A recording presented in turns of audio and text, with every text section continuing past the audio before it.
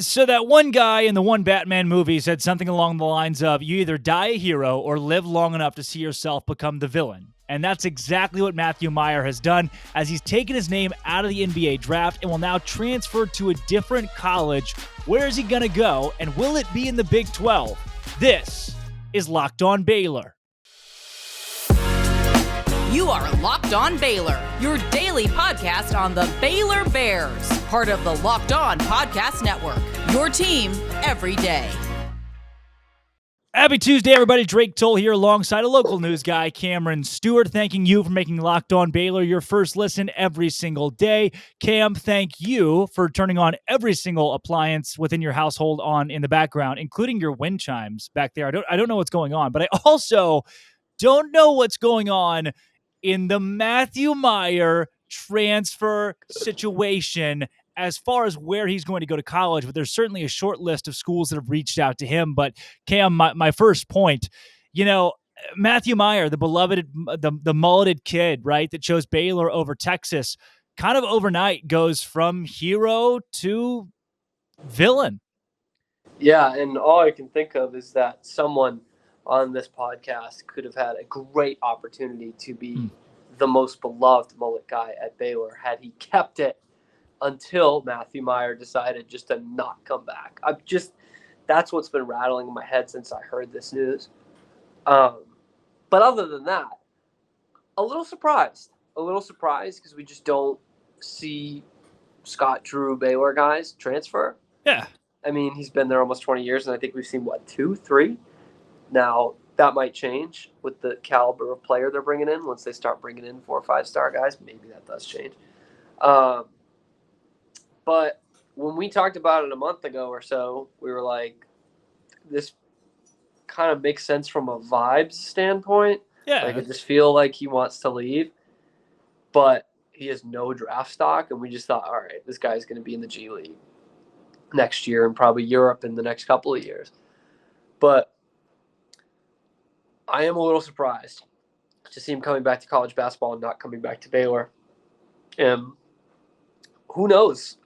Maybe he didn't actually enjoy the role he went into his senior year. I think we all thought he was going to continue what he was doing and then some and be an elite scorer, be one of the top scorers in the conference.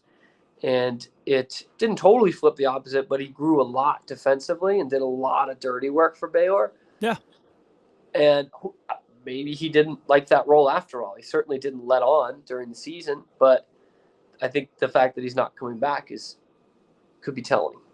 I think for me, it's that Matthew Meyer was never the Scott Drew archetypal catalyst. I know that that's like a bunch of word mumbo jumbo there, but basically look at the national championship season. You're starting 5. There wasn't a Matthew Meyer style player in there, right? He lived and died by the 3 for the first few years that he was at Baylor. Kind of a wild child, didn't know what you were going to get. He was a Chuck. He just threw it up. 2 shots a minute. And maybe it goes. Most of the time it did up through his junior season. And then senior year, it stopped going. He shot 8% worse, only had a couple more points per game, except, he played like 10, 15 more minutes per game, was a starter, supposed to be a possible first team all Big 12 guy, and didn't pan out. There was a regression between junior and senior year for Matthew Meyer. So when you couple the regression of Matthew Meyer with the fact that he's just not your typical Scott Drew catalyst for success, maybe the transfer option is going to behoove both parties.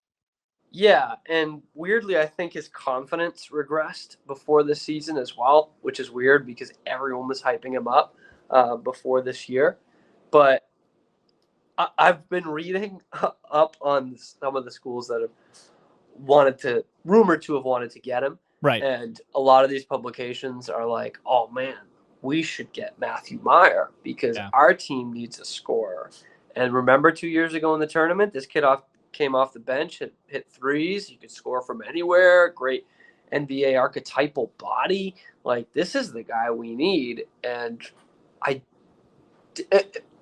maybe his role switches and he gets back to that, but we haven't really seen it, Drake. Like, we've seen, like you mentioned, just such small bursts of it. Like, is he a guy who can score 20 points a night based off his skill set? Sure, but he got 4 years. Yeah. And he was never buried at the end of the bench. He was contributing as a freshman, not the stud, but he was getting playing time. And we never saw the 20-point-a-game guy. And weirdly enough, I think the things that he grew this year in terms of the dirty work and the defensive assignments that he got, I think is going to help him with some of these teams that are looking at him, and not the 3-point shooting that we saw before his senior year. If you're a general fan, you're looking at the guy and thinking, okay, streaky scorer, a lot of athleticism, has that NBA archetype you mentioned. But if you're a coach, you're definitely looking more into, okay, he regressed. How is he defensively? And I think something that plays into this, before we get into our top picks really for a landing spot for Meyer, something that plays into this, how much, do you know, I didn't know this till I just looked it up right now. Do you know how much a G League player makes per year? I'm going to give you my best guess, Drake, and that guess is not a lot. Yeah, well, you'd be spot on. I thought it was far more than this. It's $37,000 a year. I was going to say right around 40, 50,000. Granted, I don't make $37,000 a year. Hello, that's local news money right there. That local news money. If not a little better, actually, wouldn't you know it? I wasn't going to say that, but yeah. At $37,000 a year, Matthew Meyer in the age of the NIL has a much better opportunity to go to, I mean, you can weigh your options in North Carolina or Arkansas or Memphis to say, okay, who's going to give me a deal? Bring the mullet to your city, and in exchange, you give me a car and more money than the G League could offer. So it's a no-brainer that Matthew Meyer doesn't go to the G League because he wasn't going to get drafted, and maybe he goes to Lithuania or China, becomes the next Jimmer Fredette, and that's kind of his forte. But it felt like that was the ceiling for Matthew Meyer coming out this year. So for you, when you look at the list of schools that we know have reached out to him, Arkansas, Illinois, Texas Tech, UNC, USC, Memphis, Alabama, who jumps off the page to you, and what are the big three that you see at the top of the list for Matthew Meyer? Well, the two that stood out to me, first is Tech. Yeah. Because I actually think Matthew Meyer, I don't want to see this, but I think he'd be a good player at Tech. Not someone who's going to be like all-American quality, but you've seen the way they like to play. Mark Adams likes them to play, and it's so frustrating to play against them. They are long, and they clog the lane. And Matthew Meyer is actually really good at that. Yeah.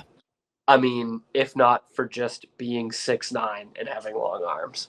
Like, he is a guy who can actually add a little. I know we've been bashing on his offense, but adds a little bit more offensive talent than this past year's Tech team had, which was a really good basketball team. And I just think he just fits in there perfectly. Like, he's a better offensive player than someone like an O'Banner or Adonis Arms or those guys, McCullers. And like, not an All-American, but he could be a star there. And the other one is Carolina, who actually defensively like to play a little bit of the same way. And I think of Brady Manick. 4 years at Oklahoma. Yep. Good player. I mean, we saw him. Good player. But goes to Carolina, and all of a sudden, he is backpacking them to the Final Four. Yeah. Like, nobody saw that coming, I don't think.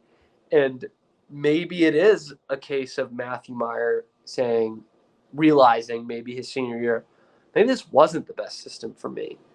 And maybe I can go to a Power 5 team like a Carolina and be a real difference maker. And again, that's just purely, maybe I'm thinking of it too simplistically because they're not really the same style of player. Actually, Brady Manick was a better 3-point shooter this year than Matthew Meyer was. Yeah. But I'm just thinking maybe he sees something like that and is like, okay, I can fit into this kind of system a little bit better, where Brady Manick got a little bit more freedom offensively than he did at Oklahoma. So those are the two that jump off the page at me. Specifically Tech for the play style, Carolina more so for the storyline of what we saw this year. Mm-hmm. And then you just got a couple of also kind of interestings. Alabama was a team that could have used a little bit more rebounding in every game except the Baylor game this past year. And Illinois was kind of a disappointment last year. and really kind of needs some veteran leadership. But Drake, as we talked about on that original Matthew Meyer podcast about him declaring for the draft, Right. I don't know that that's what you're bringing him in for.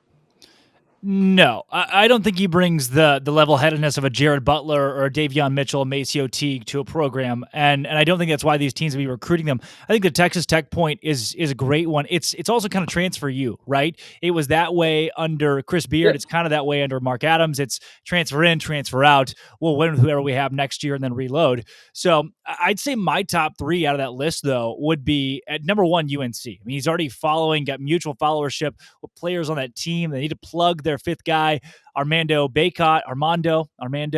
however, if you will, is one of the best players in the nation coming back next season. And you have 4 of your 5 returners, and the only spot that he would fill, which I don't think he's the exact same player. He's not an exact makeover of our friend Brady Manick, Manick. But he's closer than a lot of guys you're going to get in the transfer portal, to be fair. Out of the port, right. Evan Mia has Matthew Meyer rated as the number 1 transfer in America and a top 10 player last season, which gives me some questions about our friend Evan Mia, who is our friend. Yeah. But my number one is UNC, right? I think that is the kind of the no-brain option for Matthew Meyer. Definite mutual interest, and a lot of UNC folks are really heavy on him.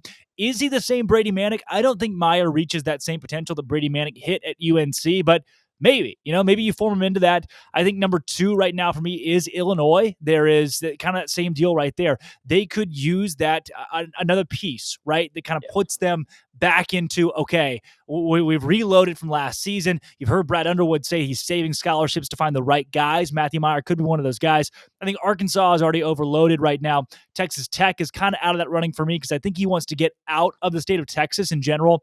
USC seems like an outlier on this list, like literally from a geographic standpoint. I don't see him being at USC. The mullet's not going to fly there, which he already cut it, but Alabama as well. I'm kind of going to throw to the wayside and put Memphis at 3. So 1 UNC, 2 Illinois, 3 Memphis. The reason I put Memphis there, Matthew Meyer reminds me of AAU in a man. Like if you just took AAU as a whole and put it into one guy, it's Matthew Meyer, who's Memphis's head coach. Anthony Hardaway, AAU legend. So that just kind of makes sense to me. Those are my big 3. So I asked you to give 3, you gave 2. So valiant effort, 66%. Well, I kind of gave some honorable mentions, but I gave 2 because I just think those 2 for me are so much higher above the other ones in terms of fit. Do you have one that you'd stake your claim to right now? UNC, far and away. If I had to give, I would say it's a 93% lock that he'll be at UNC next season. It's scary. Agree with you wholeheartedly. It is scary. That's not good. And I would hate that. I mean, I have a personal vendetta hatred for Carolina. Yeah. I would really hate to see that. Almost more than him going to Tech and being successful. Yeah. I mean, wish him the best, but, we don't want to see that. No. Well, you know what? Thank you. I know that's a contradicting statement. Right. You wish him the best. If he's at Alabama, as a person, right? As a person, I hope that he has a great long career in basketball, but also as a player. Like I hope USF doesn't beat Baylor in a New Year's Six bowl game this year either in football. So right. Best to Gary, but it's much more likely that wherever Matthew Meyer goes, will put Baylor out of the tournament or face them in the tournament. Yeah. I just have that dreaded feeling already. It's kind of how it goes. There's a God, and it's just the way fate matches up, and it's how it would happen. But you know what else is fate? Feels like fate. Go for it. It's the fact that I found Bet Online. Bet Online has become my favorite spot to go. We're going to talk about this later in the week on the show, but right now they have the over-under win totals for Big 12 teams this season. Baylor's at 8.5, free money if you want to bet over on 8.5 wins, or free money if you want to bet under and think that's what's going to, either way, just think of it as free money and throw some on it at Bet Online. Also, NBA playoffs are going on right now. I think the Celtics are in that. Cam's a Boston guy, so I think that's the way that goes. There are other, like live betting for MLB as well. They do this thing every now and then where they do like for no runs scored first inning, and you can put money on the fact that neither team will score a run in the first inning or that they will score a run. Really easy way to make some cash. It's how I did it a couple weeks ago. You can do it as well at Bet Online. Again, live gaming, casino-style games. Bet Online is your place to go. Check it out today. It is your source for all things sports betting at Bet Online. Cam, the next thing I want to get into are two legendary coaches. There are two legendary coaches in Jimbo. Well, there's Nick Saban's a legendary coach. Jimbo Fisher has a national championship, one of the better coaches of the last decade. And these two guys certainly have gone at it this week. And I've been thinking, how do I put this into Baylor terms, right? How do I like function this back to work for Baylor?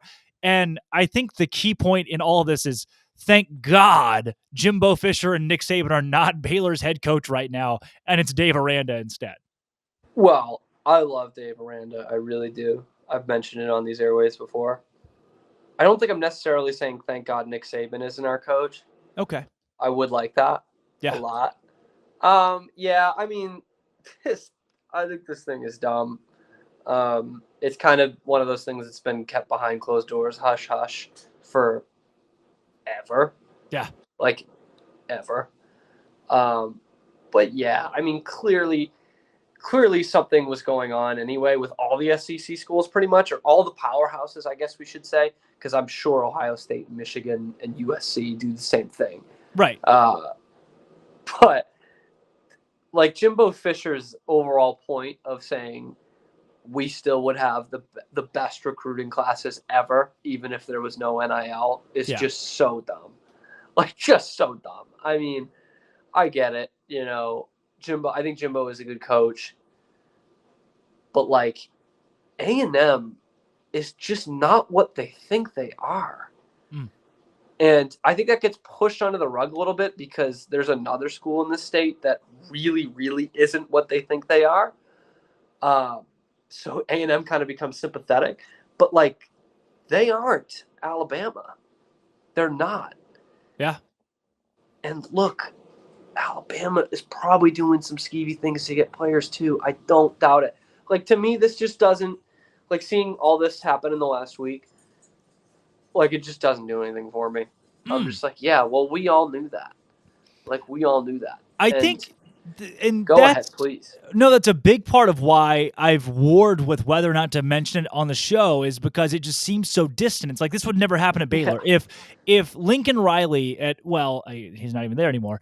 If, let's say, Brent Venables ends up doing some shady stuff with the NIL, Dave Aranda is the last guy that's going to call a press conference and be like, look at him. That guy sucks. It's Dave would just be like, we'll just have to go beat you. Right. And that's, I don't understand, why Nick Saban felt the need to call out Jimbo or Deion Sanders and just drop that little bomb on everybody. Two, it was pretty random. Like, it was kind of totally unprompted. Why did we do that? I still think he's somehow the hero in this because Jimbo Fisher is a PR nightmare, calls his own press conference, and then comes to the podium and he's like, listen, there's bad stuff going on there. I can't tell you what it is. I know, but I'm not going to tell you, but there's bad stuff. It's like, dude, you can't do that. You can't be. And then he calls another one. I think yesterday he had a press conference where he's just going at it over. He's like throwing out stats like Buzz Williams, literally the A&M basketball coach, did the same thing with why they should make the NCAA tournament. He's crying. They've just won an NIT game and he's still crying about the NCAA tournament. It just seems to be a trend for Texas A&M. But all of this put together, this madness that is just like super blown out of proportion and dramatic and unreasonable nonsense. Thank God for Dave Aranda. Yeah. No, definitely. I agree with that point more. Thank God for Dave Aranda, for sure. It does remind me of link it back to Baylor, when Gary P. used to do somewhat similar things. Like, they'd basically ask him, like, why wasn't your team focused on Saturday? This is, of course, in the Briles era. He hated Briles. And he'd be like, yeah, well, there's worse things going on down the road. And everyone would be like, all right, like, okay. That's kind of what this Saban thing reminded me of. He was just like, well, they bought everybody. Like, I mean, yeah, there's definitely some of that going on. Like, we get that. And it is so out of the Nick Saban playbook, too. Yeah. Not out of, that's a bad way to put it. So far away from the Nick Saban playbook, because this is going to kind of sound like a tangent, but I promise there's a point. When you were saying, like, Dave Aranda would never say this, he'd be like, we just got to adjust. We've just got to, this is how the game's evolving. To me, that sounds like Bill Belichick. And I think there are a lot of similarities between those two guys, oddly enough. And who is a Belichick disciple? Nick Saban. Like, that's just so far out of what he's ever done. Who is a with Nick the media. Saban disciple? Jimbo Fisher. Jimbo Yeah, no, I know. Fisher. And it's weird. It's bizarre. And it's just such an SEC pissing contest Yeah. that I think really the rest of the country is just like, yeah, all right, whatever. Like, it's just these powers that be in the SEC think it's such a huge deal. And I don't know. I'm just all coming back to the same point of we all knew this was happening, right? Now it's a little bit more legal. It's like gambling itself. It's a little less taboo to talk about. Yeah. But like it's just a pissing contest, and Alabama's going to win this year, probably 49-0. Yeah.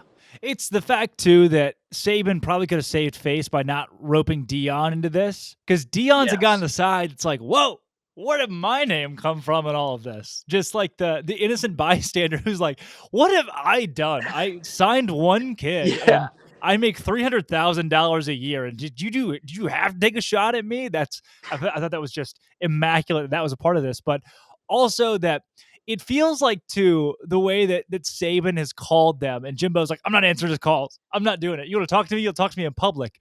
Kind of, it's very middle school. Like these same things happened in middle school, where it's like, oh, if you want to talk to me, you can talk to me in front of everybody. Like remember that, when the kids would be like, yeah, when the girls would say, I have a boyfriend, but like it's secret, like he doesn't want me to tell anybody. That's what this kind of feels like. I love where we're going with these analogies. It feels like the girl, it's like, yeah, we're dating, but he asked me not to tell anyone yet. He's just waiting on the right time. And this is where we are right now. Yeah, Saban called me. I'm not answering it until you talk to me. Where are they supposed to talk in person? Yeah, and he's like, look, I'm gonna be a man, and we're gonna talk this on the side, but like also I'm gonna continue on with this press conference and talk about it. Right. Gary Patterson lives in Fort Worth. He can come talk to me. I'm just gonna keep talking. That's exactly what it sounds like to me. And it's just like, all right, yeah. And I know they're gonna have some awkward encounters. I guess they get the coaches meeting later this month, and they've got media days in July. Yeah. But and that is just going to be the tabloid fodder up until whatever it is, October 8th, I think. They're playing. But, like, to me, there's none of the venom in it because Alabama is so much better than A&M. And Nick Saban is much better than Jimbo Fisher, who, again, is a good coach. Yeah. But hasn't had a ton of success at A&M, by the way. Same wins as Kevin Sumlin. Nothing changes. Same record as Kevin Sumlin through the first 3 or 4 years, however long he's been there. It's not. And these next 2 years are going to be fascinating because we're seeing the greatest recruiting classes ever coming to fruition. And if it continues going the way it's going, Nick Saban will have the last 3, 4, 5 laughs out of this. He's already had the first few, without a doubt. Yeah. Not one last year. Basically everybody. Yeah. Well, Cam, outside of college basketball, college football, college baseball is still happening at Baylor, which, is not the most fun conversation to have right now because Baylor's had some, not the brightest spots in baseball this season. They did walk off Oklahoma State. Freaking cool. Also, the team almost didn't make the Big 12 tournament, which, mind you, I didn't know was possible. I did not know that was a thing until this week. It's tough to do. You got to try pretty darn hard to not go to the Big 12 tournament. Thankfully, Baylor is in it, and they will tomorrow play TCU, the 1 seed, 8 versus 1 in the Big 12 tournament in Arlington. And I kind of like that draw. Sue me. Baylor beat them in game 1 and had like a 4-run lead in the 8th inning in game 2. That's true. They played well against TCU. Yeah. It's intriguing to me because obviously TCU doesn't need to do anything in this tournament. Right. I'm almost wondering if they just put out their midweek guy. For game 1, probably. Start. Yeah. Right? For game 1, I mean, because if you even want to win game 2, you're probably looking forward to your ace game 2. Yeah, and so they fancy their chances against Baylor, right? Or they don't care. I mean, there's a little bit of both. It's a little bit of both. As in, they don't care if they lose. It's a free hit. which is rare for a number 1 seed. But they're like, Yeah. we don't care if we lose because we're fine. We're hosting. But also, like, we cannot care and beat Baylor. Like, that could very much happen. And it's not like we're sitting here thinking like in basketball terms where you're like, if Baylor wins a game or two, they move up to this. It's like, no, they need to win the entire tournament, and Hands it would down. be a miracle. Because like you mentioned, one team in the conference does not get invited to the Big 12 tournament. There's 9 baseball teams. They invite 8. And Baylor needed a win in the series opener of the last series of the season to not just book a spot, Drake, book the last spot. Yeah. And honestly, Drake, I think almost the only good thing, definitely the best thing that came out of this Baylor baseball season was a very bizarre tweet that I know you saw as well, because that's how I saw it. An Oklahoma State alumna. Maybe. Yeah. I think that's what it said in her bio. She was at the game with, who I presume is her son. A boy who's probably like 11, 12. Yeah, 10, 11. Yeah, somewhere in there. Yeah. And she made a boomerang of him, like, shaking his butt into the mouth of a bear statue outside Baylor Ballpark. And I don't really know the message she was trying to convey there. But it butt was on mouth, for sure. so weird, and she kind of got, like, mini dragged for it. I almost tweeted at the Texas Child Services Twitter account. But, like, I'm like, what is this? Like, there's no way you see that and think, oh, that's playful and not at all creepy and weirdly sexual. Like, what is going on here? Grand source of enjoyment, for sure. Definitely. I mean, for sure. That the opening victory, the 8-run comeback, the walk-off, that was fantastic. But the highlight of the weekend was seeing that on Twitter, and maybe the highlight of Baylor baseball season, because I'm like, what if that becomes the video that, like, sparks Baylor on this miraculous run? They were 0-2 after the video was posted. on my phone right now, so I can't go and look it up.